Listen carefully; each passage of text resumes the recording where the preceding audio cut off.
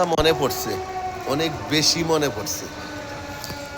যে কোন কথা, যে আমরা ভিডিও ছাড়লে হয়তো 5 জনে দেখে, না হয়তো 10 জনে দেখে, না হয়তো 100 জনে দেখে, না হয়তো 20 জনে দেখে, আর না হয়তো কেউ দেখেই না। এটা কেন জানেন? আসলে আমাদের তো কেউ চিনেই না, তো দেখবো কিভাবে? কেউ তো চিনে না, তো দেখবো তাহলে আমরা চিনাইতে হয়। চিনাইতে হইলে কিন্তু তারপরে দেখবে, এর আগে দেখবে না।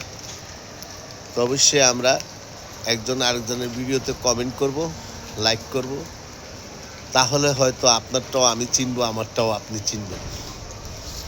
তাই তো এখন আমরা যদি ভিডিও সামনে আসলো আর ধাক্কা দিয়ে চলে গেলাম, তাহলে কি দেখবো? আমাদের কখনো দেখবো না। এই জন্য কি করা উচিত? এই জন্য করা উচিত যে আমরা অন্যের ভিডিও দেখা, যে ভিডিওটা সামনে আসবে সেটা পুরাটা দেখি, কি বলছে শুনি, তারপরে আমরা একটা কমেন্ট করি।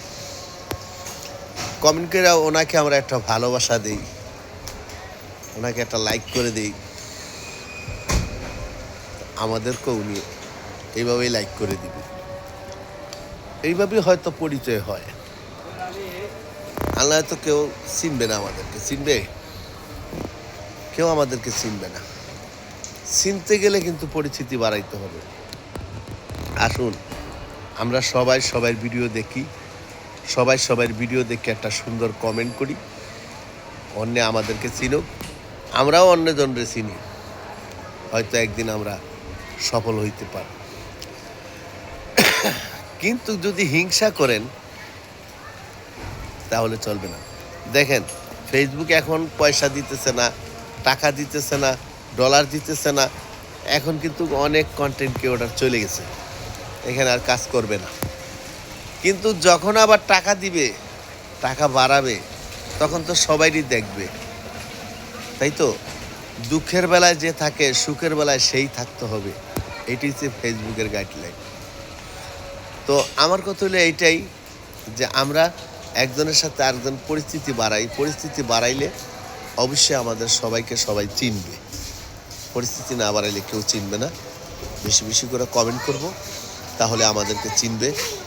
আমরা কমেন্ট করব, আমাদেরকে চিনবে। যদি আপনাদের ভালো লাগে তা আমাদেরকেও আপনারা কমেন্ট করবেন। এটা নিয়ে কিন্তু পরিস্থিতি বাড়বে, না হয়তো সিনা বড় দায়। ধন্যবাদ, ভালো থাকবেন, আল্লাহ হাফিজ।